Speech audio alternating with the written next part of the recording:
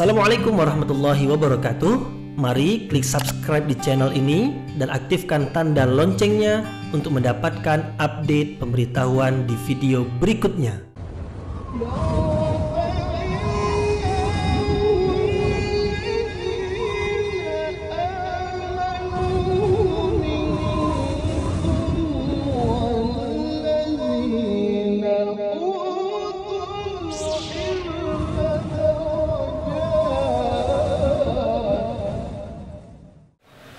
Alhamdulillahirabbil alamin wa bihi nasta'in ala umurid dunya waddin nasta'inuhu wa nastaghfiruh wa na'udzu billahi min shururi anfusina wa min sayyiati a'malina faman yahdihillahu fala mudilla lahu wa man yudlil fala hadiya lahu asyhadu an la ilaha illallah wahdahu la syarika lahu wa asyhadu anna muhammadan abduhu wa rasuluhu la nabiyya ba'dah.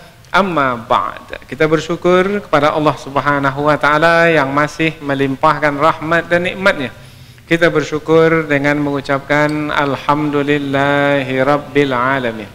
Kemudian tidak lupa pula bersalawat kepada Rasulullah dengan ucapan Allahumma salli ala sayyidina Muhammad wa ala ali sayyidina Muhammad.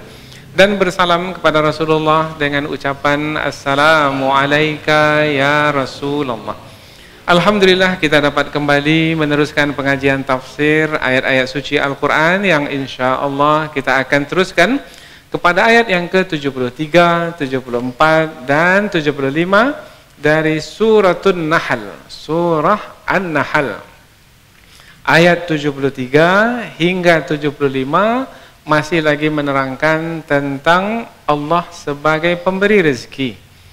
Sudah disebutkan sebelum ini bahwasanya Allah adalah pemberi rezeki dan hanya Allah sebagai pemberi rezeki. Tidak ada di sana selain Allah yang memberi rezeki. Yang menjadi sebab dalam memberi rezeki ada, tetapi pada hakikat sebenarnya yang memberi rezeki itu adalah Allah Subhanahu wa taala. Nah, sayangnya ada di antara manusia yang menyekutukan Allah dalam hal pemberian rezeki, yaitu ada yang mempercayai bahwasanya berhala itu juga memberi rezeki, padahal tidak. Ada juga yang mempercayai manusia itu yang memberi rezeki. Bahkan yang lebih buruk lagi, manusia yang sudah meninggal dunia, dipajang fotonya di kedai-kedai. Kononnya dengan cara seperti itu maka mudahlah rezekinya. Maka kita katakan tidak. Yang memberi rezeki itu hanyalah Allah Subhanahu wa taala. Dalam 3 ayat yang akan kita pelajari ini diterangkan tentang buruknya perbuatan menyekutukan Allah dalam hal khusus, karena ayat-ayat yang kita pelajari ini berkaitan dengan rezeki, khusus dalam hal Allah sebagai pemberi rezeki. Jadi buruk sekali apabila mempercayai di sana ada selain Allah sebagai pemberi rezeki juga. Di mana letak keburukannya? Letak keburukannya adalah apabila akal yang sehat memahami bahwasanya sebenarnya yang memberi rezeki adalah Allah, dan akal yang sehat tidak bisa menerima berhala memberi rezeki. Berhala itu mendengar perkataan pun tidak, melakukan perbuatan pun tidak, maka bagaimana berhala itu bisa memberi rezeki? Untuk dirinya sendiri pun tidak. Nah, jadi apabila berhala itu tidak punya kuasa apa-apa, maka bagaimana manusia mempercayainya sebagai pemberi rezeki juga? Maka hanya orang yang tidak berakal sajalah yang masih mempercayai selain Allah seperti berhala sebagai pemberi rezeki. Orang yang tidak berakal, orang yang tak berakal disebut orang apa? Orang gila, orang bodoh umpamanya. Maka di dalam ayat yang akan kita pelajari ini, orang yang tidak berakal tidak menggunakan akal dalam perkara yang sangat penting, yang sangat pokok di dalam hidup, yang menentukan kebaikan dan keselamatan, tidak menggunakan akal, itu adalah keburukan sekali. Nah, Karena ketika mengabaikan penggunaan akal yang sehat, sehingga mempercayai kebatilan, kesesatan, yaitu dengan menyekutukan Allah, bahwasanya di sana selain Allah ada juga yang memberi rezeki, orang yang seperti ini adalah orang yang buruk sekali. Itu kata buruk itulah. Sebenarnya ada lagi yang bisa kita gunakan pada orang seperti ini, yaitu orang yang tidak mau diajar. Karena biasanya manusia serendah apapun kemampuan akal yang ada padanya, kalau diberi pengetahuan dia akan faham tentang Allah sebagai pemberi rezeki. Tapi ada manusia yang tak mau faham. Sudah difahamkan dan dia sudah faham tapi tak juga mau faham. Apa namanya itu? Dalam bahasa Minang mada. Ya. Atau keras kepala, atau mungkin sombong, atau itu kata-kata yang keluar dari. Tapi kita menggunakan kata buruknya orang yang menyekutukan Allah karena tidak menggunakan akal sehat, padahal akal itu adalah karunia Allah yang sangat berharga, tidak dimanfaatkan.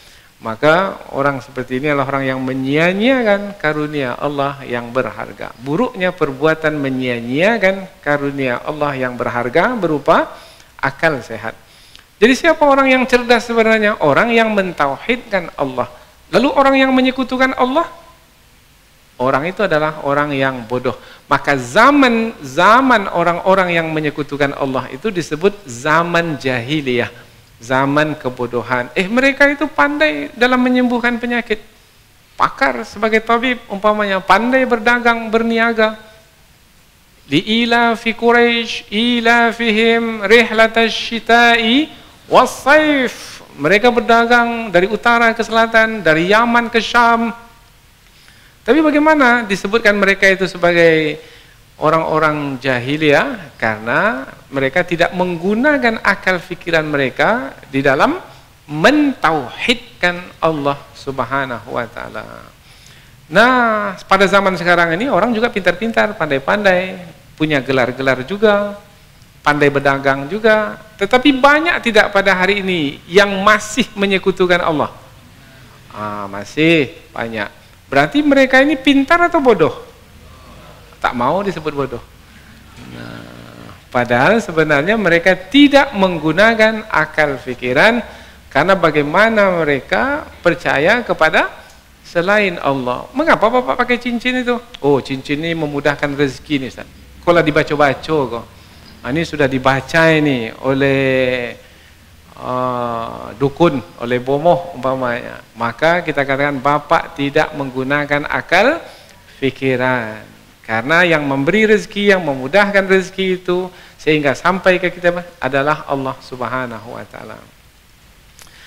Untuk menjelaskan lagi tentang Allah sebagai pemberi rezeki dan selain Allah bukan pemberi rezeki, Allah membuat permisalan. Ini di ayat yang ketiga dari 3 ayat yang kita pelajari, yaitu Allah misalkan, yaitu orang yang tidak memberi rezeki itu seperti hamba sahaya. Dan sebagai yang memberi rezeki itu adalah orang yang merdeka. Orang yang merdeka kan bebas, dia punya kuasa memberi. Tetapi kalau hamba sahaya punya kuasa memberi? Tidak, karena dia berada di bawah kehendak tuannya. Maka apa-apa yang dibuat oleh hamba sahaya, dia mesti izin tuannya terlebih dahulu. Maka dia tak punya kuasa sebenarnya.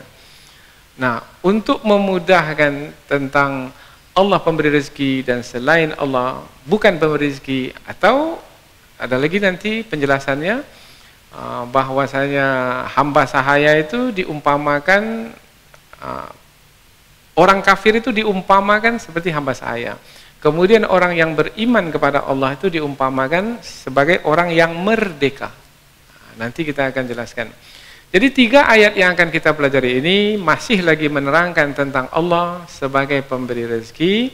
Lebih khusus adalah tentang keburukan orang yang menyekutukan Allah dalam hal pemberian rezeki, yaitu dengan mempercayai bahwasanya di sana selain Allah ada juga yang memberi rezeki.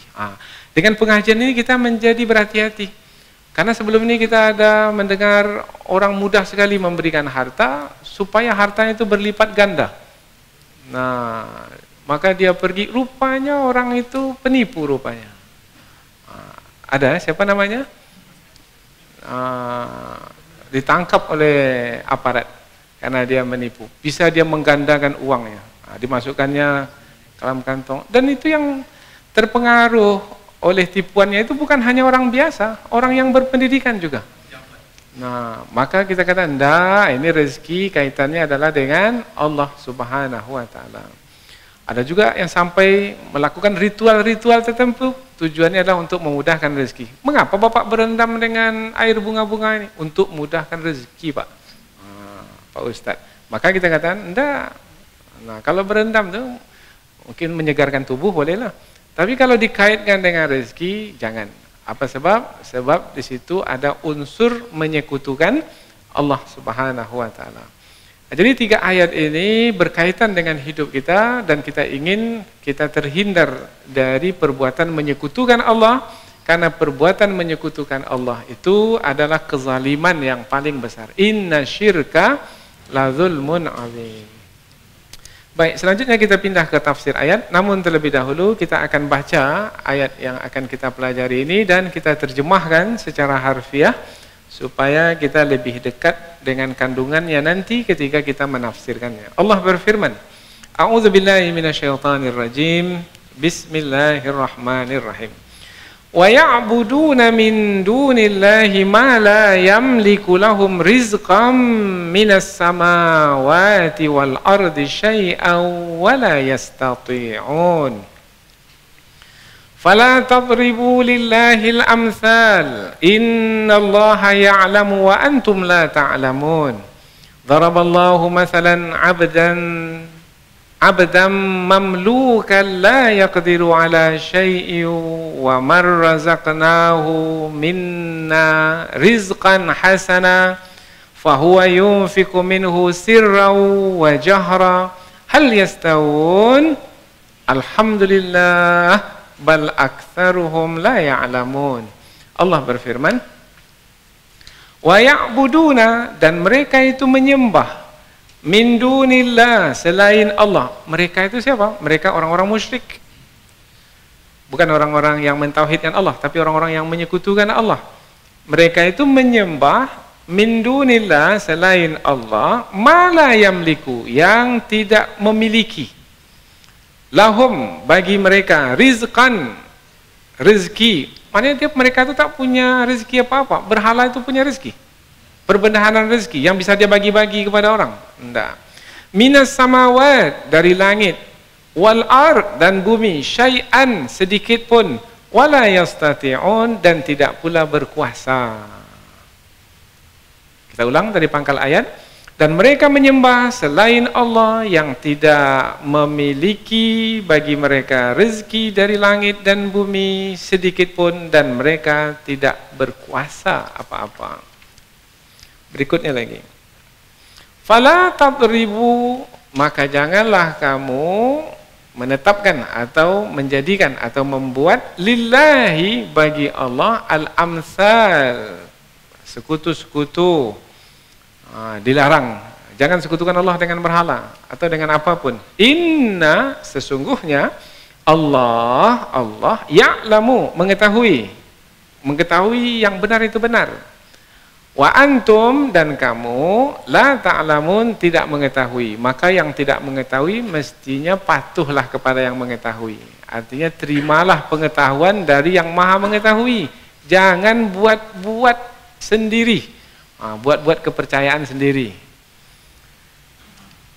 Maka janganlah kamu membuat sekutu-sekutu bagi Allah. Sesungguhnya Allah mengetahui, sedangkan kamu tidak mengetahui. Ayat berikutnya. Daraballah, dan Allah membuat, masalan, perumpamaan, abdan, seorang hamba sahaya, mamlukan, yang dikuasai atau yang dimiliki, la yaqdiru, hamba sahaya yang dimiliki itu tidak berkuasa, ala syai', atas sesuatu pun, wa man razaqnahu, dan satu lagi, yaitu orang yang kami beri rezeki kepadanya, minna, dari sisi kami, rizqan, rezeki, hasanan, yang baik di sini yang halal, fahuwa, lalu dia yunfiku, menginfakkannya, minhu, dari rezeki tersebut, sirran, secara sembunyi-sembunyi, wajahran, dan secara terang-terangan. Itu cara menginfakkan rezeki. Hal yastawun, apakah dua orang itu sama? Sama tak? Orang yang pertama tadi hamba sahaya, yang kedua itu adalah yang merdeka. Sama tidak hamba sahaya dengan yang merdeka? Yang hamba sahaya tak punya apa-apa. Sementara yang merdeka, dia punya rezeki. Yang dengan rezeki itu dia bisa memberi, menginfakkan harta di jalan Allah. Samakah orang yang tak punya dengan orang yang punya? Kalau ada juga enggak sama, berarti tidak menggunakan akal. Itu yang kita sampaikan di mukaddimah tadi. Alhamdulillah, segala puji bagi Allah, yaitu yang memberi rezeki. Maka selain Allah yang tidak memberi rezeki, tak patut dipuji. Maka jangan berikan pujian ke berhala-berhala, dewa-dewa. Bal, akan tetapi aksaruhum, kebanyakan mereka orang-orang yang menyekutukan Allah itu la ya'lamun, tidak mengetahui kebenaran ini. Oh, bermakna mereka tidak menggunakan akal yang sehat itu dengan baik, sehingga mereka tak punya ilmu. Allah membuat permisalan seorang hamba yang dimiliki tidak berkuasa atas sesuatu pun, dan satu lagi Allah membuat perumpamaan orang yang kami berikan rezeki kepadanya dari sisi kami, rezeki yang baik, lalu dia menginfakkan dari rezeki tersebut secara sembunyi-sembunyi dan terang-terangan, maka apakah sama dua orang itu? Tidak. Segala puji bagi Allah, akan tetapi kebanyakan mereka tidak mengetahui. Inilah dia 3 ayat yang akan kita pelajari, yaitu berkaitan dengan Allah Subhanahu wa Ta'ala sebagai satu-satunya, tunggal, Maha Esa, pemberi rezeki. Maka apabila Allah yang memberi rezeki, rezeki itu adalah badan kita disehatkan, rezeki, harta kita, makanan, minuman, pakaian, tempat tinggal, rezeki, pasangan hidup, anak, cucu, rezeki, ilmu yang kita dapatkan, rezeki. Apa saja yang baik, yang bermanfaat, yang kita terima, itu adalah rezeki dari Allah, dan hanya semua itu datangnya dari Allah. Dari selain Allah, tidak. Dari berhala, tidak. Dari jin, tidak. Dari malaikat, tidak. Dari pohon besar, tidak. Dari Nyi Roro Kidul, tidak. Karena ada juga yang mempercayai di sana ada makhluk halus yang memudahkan rezeki. Tidak. Maka kita tidak percaya kepada selain Allah sebagai pemberi rezeki. La ilaha illallah. Ayat ini tentang kalimat tauhid itu. La ilaha illallah. La ilaha illallah. Tidak ada Tuhan yang patut disembah dengan kebenaran kecuali Allah. Muhammadur Rasulullah, dan Nabi Muhammad adalah Rasul Allah. Maka kita ingin hidup di atas kalimah tauhid ini, dan mudah-mudahan kita istiqamah di atas kalimah tauhid ini sampai ke ujung usia, dan mudah-mudahan kita diwafatkan dengan kalimah tauhid ini. Mangkana akhiru kalamihi la ilaha illallah, siapa yang akhir dari perkataannya di penghujung usianya dia dapat mengucapkan la ilaha illallah, dakhalal jannah, niscaya dia akan masuk syurga. Inilah dia kajian kita ini, yaitu kajian untuk mengokohkan lagi keimanan dan keyakinan kita kepada Allah Subhanahu wa Ta'ala. Selanjutnya kita pindah ke tafsir ayat, yaitu penjelasan yang lebih panjang dari ayat. Kita mulai ayat yang ke-73. Di ayat yang ke-73 ini Allah memberitahukan kepada kita tentang ada sebahagian manusia yang menyekutukannya. Yaitu Allah memberitahukan ada sebagian manusia menyekutukan Allah dalam perkara rezeki.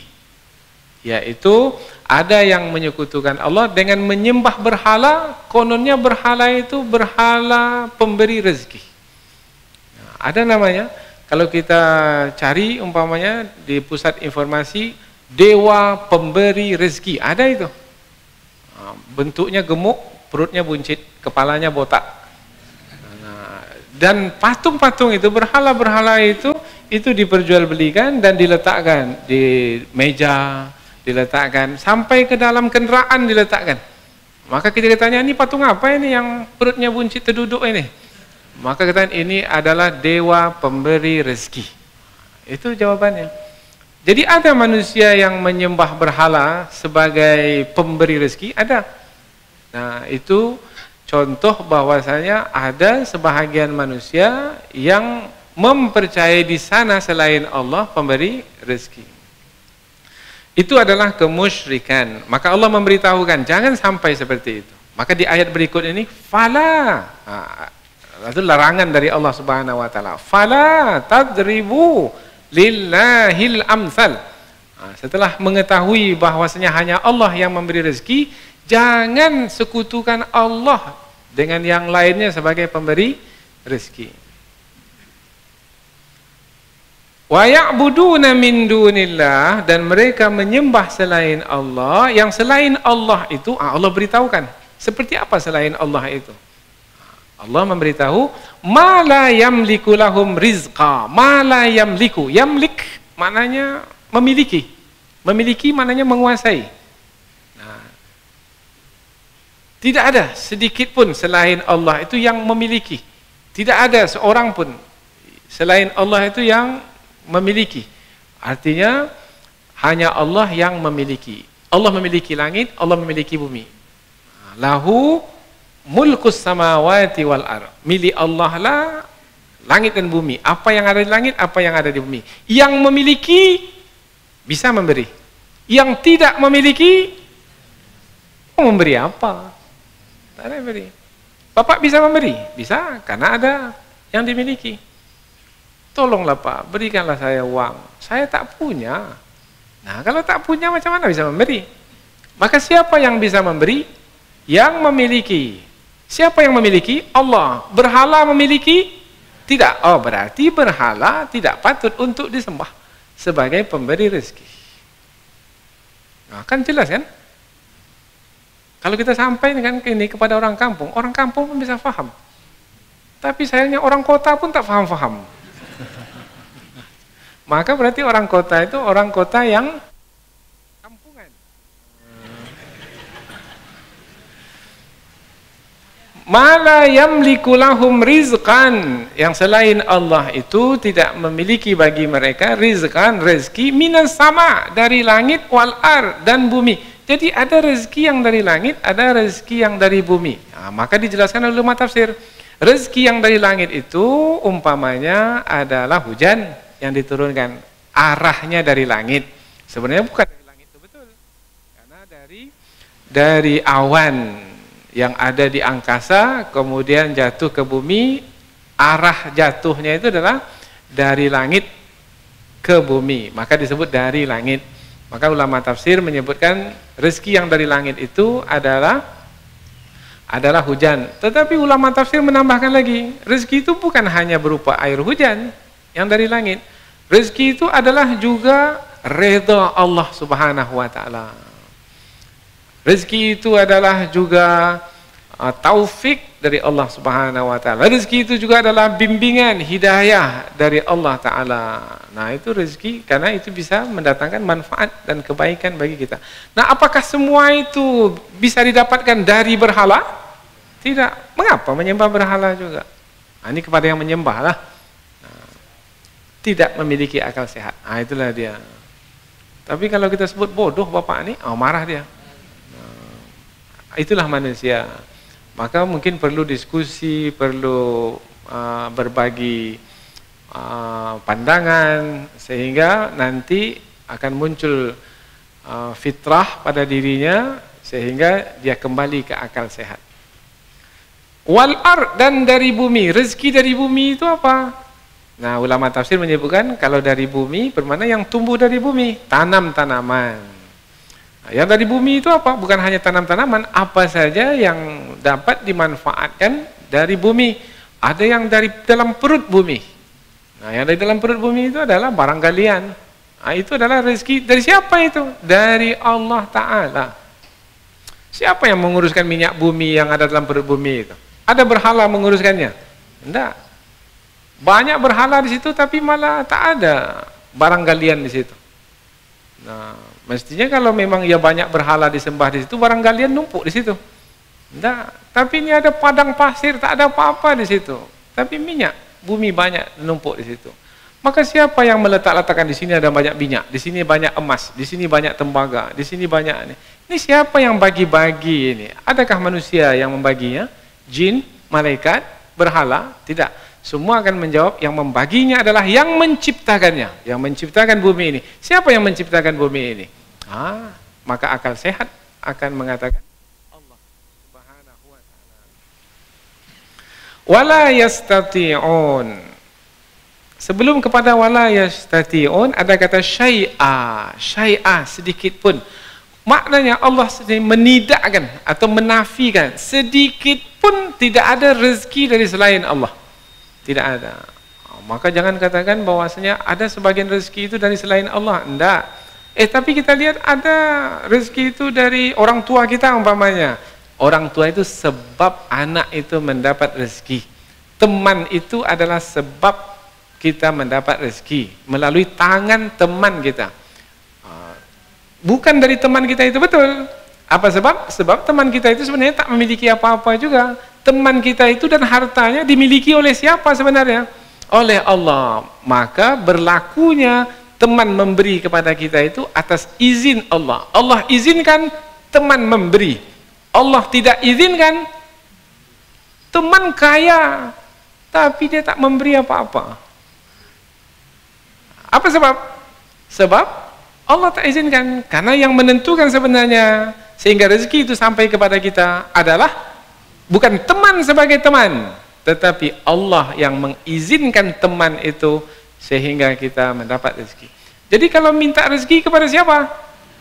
Kepada Allah, tak akan kecewa. Tapi kalau kepada teman, kecewa.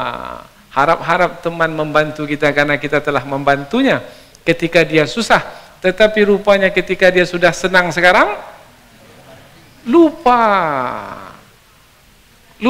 kacang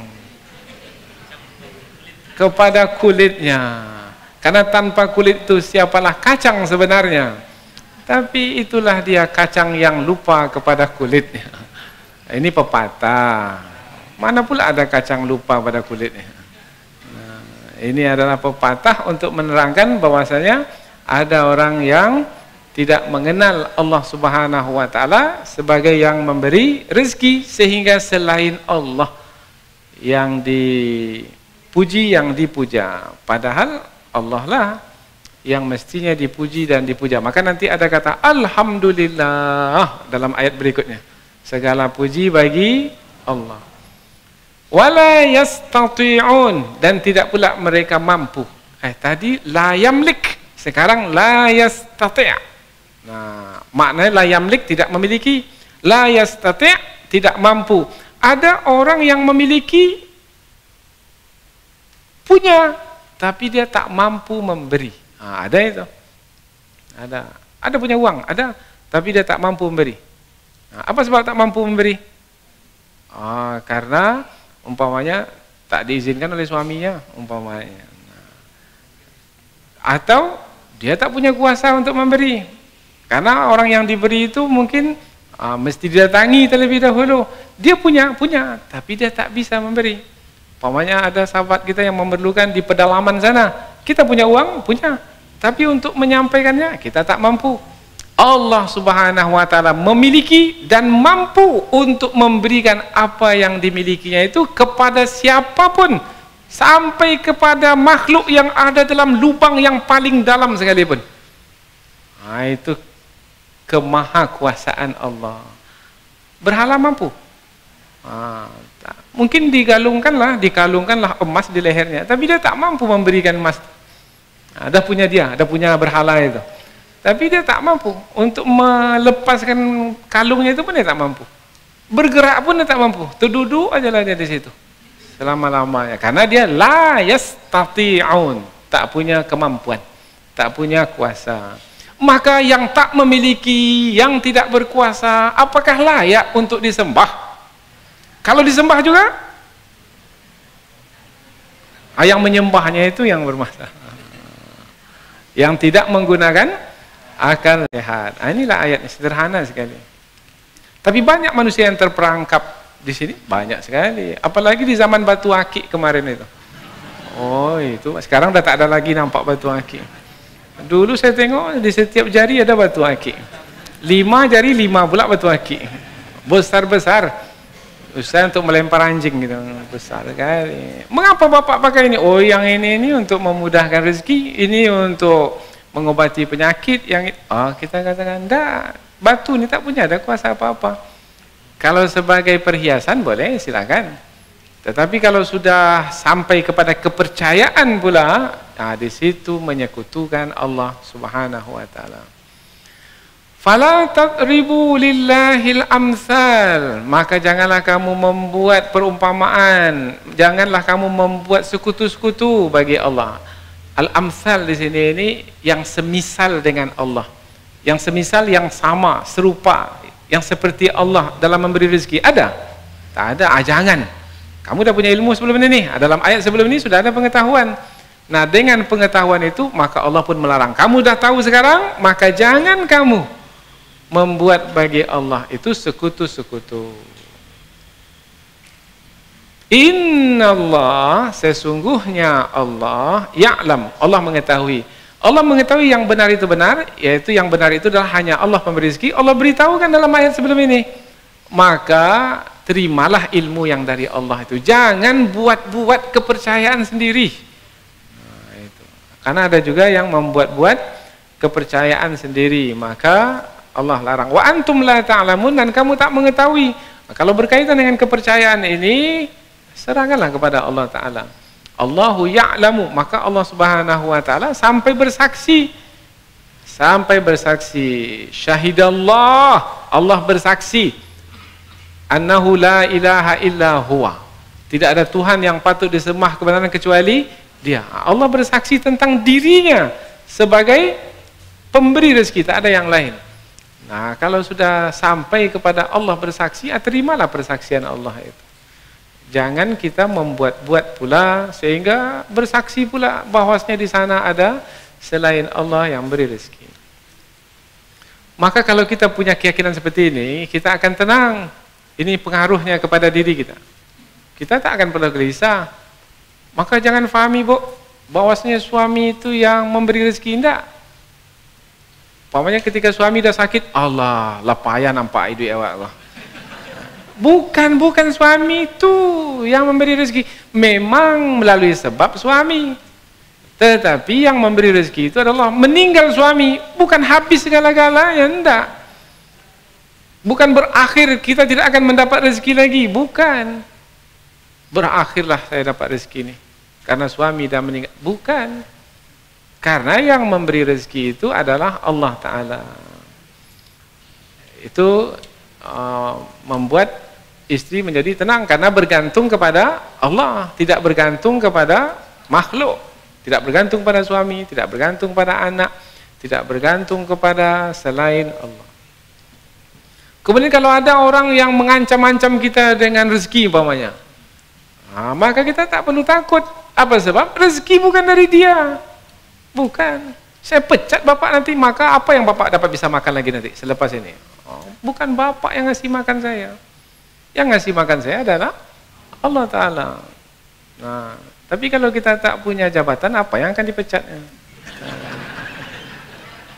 Biasanya yang diancam dengan jabatan itu kalau punya jabatan. Maka jangan punya jabatan, sehingga tak bisa dia pecat kita. Ini tambahan saja. Daraballahu masalan, sambungan ayat. Allah membuat perumpamaan. Ini untuk menjelaskan. Biasanya kalau kita ingin memudahkan sesuatu, kita buat perumpamaan. Nah, umpamanya anak saya tak bawa sekarang ini. Anak saya yang paling kecil itu umurnya 14 tahun. Bentuk badannya, kan karena saya tak bawa, kan bapak tak tahu seperti apa bentuk badannya, seperti apa tingginya, seperti apa kulitnya, kan tak tahu. Maka supaya bapak mudah untuk mengetahui anak itu, meskipun dia tak ada di sini, saya cari mana yang semisal dengan anak saya itu, yang seumpama dengan anak saya, tingginya, kemudian kulitnya, kemudian besar badannya. Maka kalau dapat, maka saya katakan seperti inilah anak saya. Maka dengan mengumpamakan itu, dengan memisalkan itu, maka mudah kita untuk memahami. Begitu juga Allah Ta'ala membuat permisalan supaya kita mudah untuk memahami. Jadi kalau Allah membuat permisalan, bermakna ada yang dimisalkan, ada misal. Nah, kalau tadi kan, siapa yang dimisalkan? Anak yang sekarang ini sedang berada di Jawa Timur sana. Misalnya, yang ada di sini. Nah, ini misal. Yang dimisalkan di sana. Nah, begitu juga dalam ayat yang akan kita pelajari ini. Ada yang dimisalkan, ada misal. Allah membuat permisalan abdan mamlukan, yaitu hamba sahaya yang dimiliki, la yaqdiru ala syai'in, yang tak punya kuasa apa-apa. Nah, ini hamba sahaya. Ada hamba sahaya, ada orang yang merdeka. Hamba sahaya itu yang bisa diperjualbelikan. Biasanya dahulu kalau berlaku perang antara dua suku, dua bangsa umpamanya, maka yang kalah itu akan ditawan. Nah, yang ditawan itu bisa dijadikan hamba sahaya, bisa dijual beli. Dan dia tidak punya kuasa apa-apa. Dia mesti patuh kepada majikannya. Nah, jadi dia tidak ada pilihan apa-apa. Dia dipukul pun dia tak boleh marah. Apa sebab? Sebab memang dia dikuasai oleh tuannya sepenuhnya. Dirinya, harta bendanya, nyawanya sekalipun dikuasai oleh tuannya. Kalau tuannya menjualnya pun dia tak ada pilihan. Dia mesti ikut saja, patuh saja. Itu hamba sahaya. Hamba sahaya yaitu yang tidak punya kuasa apa-apa. Hamba sahaya, budak belian. Nah, hamba sahaya itu permisalan. Karena hamba sahaya itu ada di tengah masyarakat. Nah, yang dimisalkan itu apa? Yang dimisalkan itu adalah berhala. Jadi berhala itu dimisalkan dengan hamba sahaya. Kalau hamba sahaya itu tak punya kuasa apa-apa, maka berhala itu pun tak punya kuasa apa-apa. Hamba sahaya itu ada haknya untuk memberi? Tak ada, karena dia tak punya apa-apa. Macam mana dia mau memberi? Karena dirinya sendiri pun dimiliki oleh tuannya. Maka berhala pun juga seperti itu. Nah, kalau hamba sahaya tak patut jadi Tuhan, maka berhala pun juga tak patut jadi Tuhan. Maka bagaimana kamu, wahai manusia yang kononnya mengaku punya akal sehat, kamu tak bersetuju hamba sahaya jadi Tuhan, tapi berhala kamu Tuhan kan?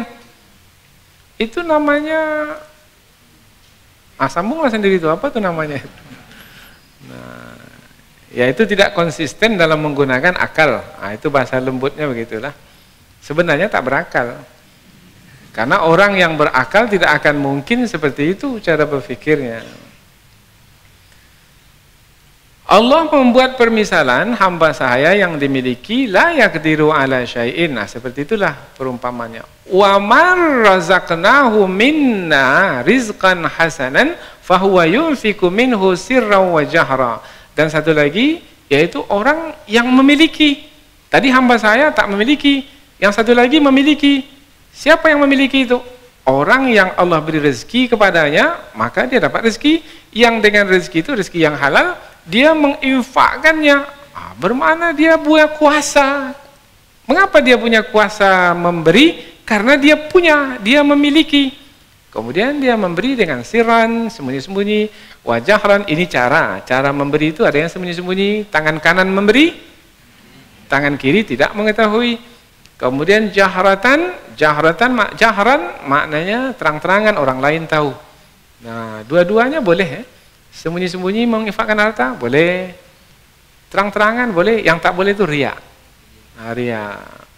Dia memberi sembunyi-sembunyi, tapi setelah itu ceritanya sepanjang jalan. Nah, ini sirran, sembunyi-sembunyi tapi terang-terangan juga akhirnya. Karena riya. Hal yastaun, apakah mereka itu sama? Nah, tak sama. Ini tak sama dengan ini. Ini tak memiliki apa-apa, tak punya kuasa. Ini memiliki, punya kuasa. Nah, kalau sudah jelas tidak sama, maka begitu juga lah. Allah memiliki, Allah punya kuasa. Berhala tidak memiliki, berhala tak punya kuasa. Apakah sama? tidak sama.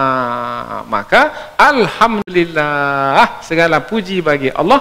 Pujian itu hanya bagi Allah, karena Allah yang memiliki dan Allah yang berkuasa. Maka jangan sekutukan Allah dengan apapun, dengan siapapun. Kalau udah seperti ini, ngaji masih juga lagi, tuh ya tak masuk gaji itu. Tapi bagaimana manusia? Ada juga tidak yang menyekutukan Allah? Ujung ayat ini jangan lupa, bal aktsaruhum la ya'lamun, akan tetapi kebanyakan mereka itu tidak mengetahui kebenaran ini, sehingga dengan kebodohannya masih tetap juga menyekutukan Allah. Ini mana ayat tafsirannya. Jadi yang tetap juga menyekutukan Allah itu adalah karena kebodohan. La ya'lamun, mereka tidak mengetahui. Mengapa mereka tak mengetahui? Karena tak belajar. Ada pengajian, ada di Masjid Nurul Haq, tapi tak datang. Rumahnya dekat dari sini, tapi tak sampai. Ya, jangan merasa pula lagi. Ini contoh supaya terasa kaji ini. Karena kalau kita mengaji itu kita mesti merasa. Itu nampak kaji itu untuk orang lain itu. Saya tidak seperti itu. Tak jadi mengaji. Karena boleh jadi kita sekarang tidak, tapi suatu ketika mungkin kita tergelincir. Boleh jadi. Karena ada orang yang membisikkan ke kita. Kemudian rasa-rasanya benar pula. Ilmu kita tak kuat.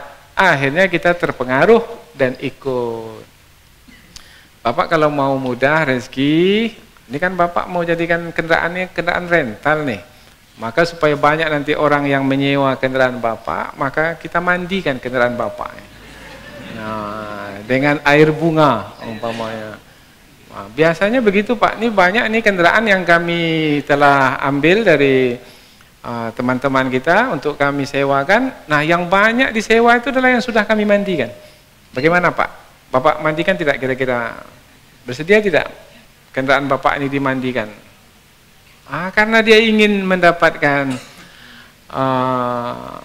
rezeki juga dari harta yang dia miliki itu, dari sebab harta yang dia miliki, mandikanlah katanya. Sudah tergelincir, lupa pengajian di Masjid Nurul Haq. Padahal malam itu duduk paling depan. Ini contoh, jangan masuk hati pula. Karena malam-malam ini pengajian mesti disantaikan. Tapi serius kita ini benar menyampaikan. Ada orang yang tergelincir, bal aktsaruhum la ya'lamun, akan tetapi kebanyakan mereka itu tak mengetahui. Apa sebab? Karena kebodohan. Apa sebab? Bukan karena kebodohan, karena kelalaian. Bukan tak tahu. Biasanya orang yang tahu itu kemudian dia lalai, di situ tergelincir. Ketika lalai, maka ketika dia melakukan itu baru dia teringat kembali, astagfirullahaladzim, ini yang dilarang ini, yang saya buat ini. Biasanya cepat kembali ke pangkal jalan. Alhamdulillah. Inilah dia 3 ayat yang kita pelajari berkaitan dengan keburukan menyekutukan Allah Subhanahu wa taala. Mudah-mudahan apa yang kita pelajari ini ada manfaatnya insyaallah, dan akan kita sambung lagi, masih lagi berkaitan dengan permisalan. Ini akan dibahas di dalam ayat yang berikutnya, yaitu masih lagi tentang perkara rezeki. Mudah-mudahan semakin bertambah pengetahuan kita sehingga kita tidak tertipu dan terpedaya ketika kita menjalani kehidupan dunia yang berkaitan dengan rezeki. Subhanakallahumma wa bihamdika asyhadu an la ilaha illa anta wa astaghfiruka wa atubu ilaik. Wassalamualaikum warahmatullahi wabarakatuh.